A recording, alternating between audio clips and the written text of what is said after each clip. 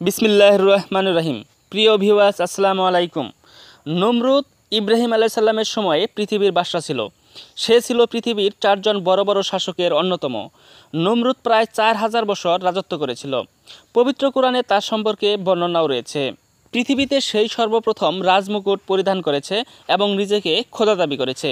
নূহ আলাইহিস সালামের মৃত্যুর পরের বছর মিশরে 42টি রাজ্যের রাজ্যপতিদের একটি সম্মেলন হয়, যেখানে নমরুদ রাজার রাজা, কিং অফ কিংস উপাধিতে ভূষিত হন।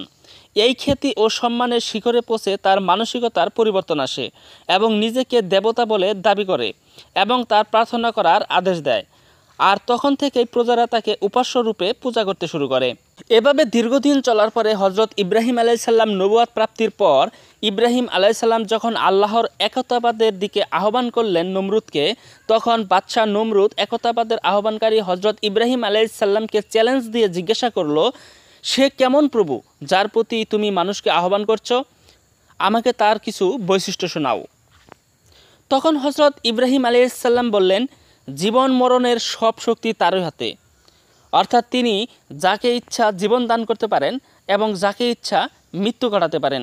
তিনি সমগ্র সৃষ্টির নিয়ন্ত্রণকর্তা ও পালনকর্তা, কারো সাধ্য নেই যে তার এ ক্ষমতার মধ্যে কোনোরূপ হস্তক্ষেপ করবে।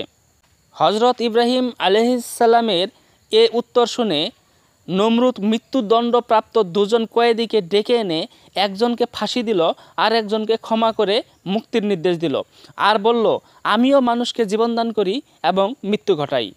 সঙ্গে সঙ্গে হজরত ইব্রাহিম আলাইহিস সালাম বললেন, জীবন মৃত্যুর বিষয়টি থাকুক, মানুষের সাধারণ বুঝের প্রতি খেয়াল করে তিনি বললেন, প্রকৃতির সাধারণ একটি ক্ষেত্রে তোমার শক্তি পরীক্ষা করে দেখাও। নমরুদ নিজেকে সূর্যদেবীর দেবতা মনে করত।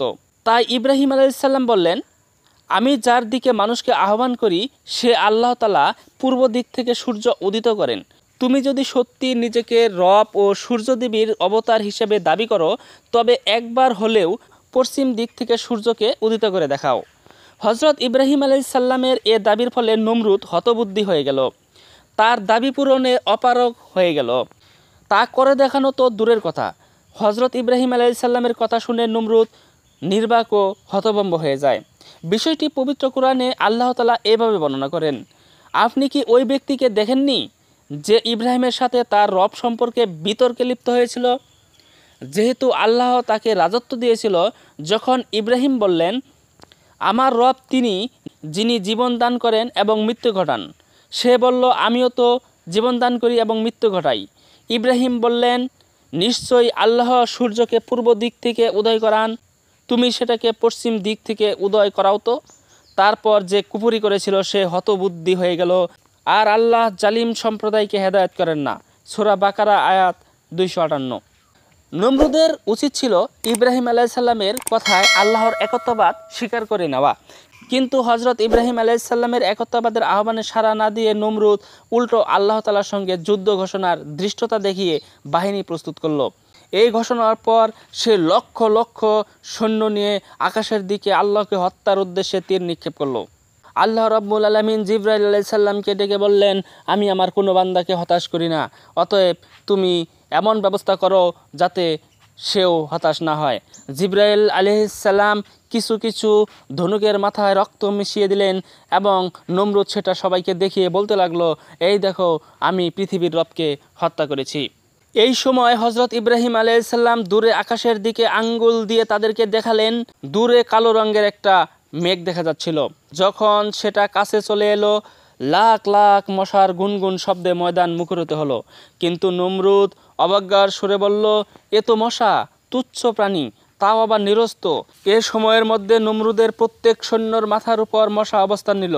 তাদের বুঝে ওঠার আগেই মশাগুলো তাদের নাক মুখ দিয়ে প্রবেশ করতে শুরু করলো এবং তাদেরকে দংশন করতে শুরু করলো। সৈন্যরা মশার আক্রমণ থেকে বাঁচার জন্য, মশাকে হত্যা করার জন্য এদিক ওদিক তীর ধনুক ছুটতে শুরু করলো এবং তলোয়ার চালাতে শুরু করলো। এতে নিজেরাই নিজেদেরকে আহত করতে শুরু করলো। এ অবস্থা দেখে নমরুদ নিজের প্রাসাদে ফিরে আসতে চাইল। এমন সময় একটা ন্যাংরা মশা তাকে তাড়া করলো এবং তার নাক দিয়ে প্রবেশ করে মস্তিষ্কে চলে গেল। মস্তিষ্কে যে যখন সেই ন্যাংরা মশা কুটুস কুটুস করে কামড়াতে শুরু করলো। সেই মশার কামড়ের যন্ত্রণায় নমরুদ নিজের পায়ের জুতা খুলে নিজের মাথায় মৃদুভাবে আঘাত করতে শুরু করলো। অবশেষে মাথায় মৃদু আঘাত করার জন্য একজন সার্বক্ষণিক কর্মচারী নিযুক্ত করলো। সুদীর্ঘ 40 বছর তাকে এই যন্ত্রণা ভোগ করতে হয়েছিল।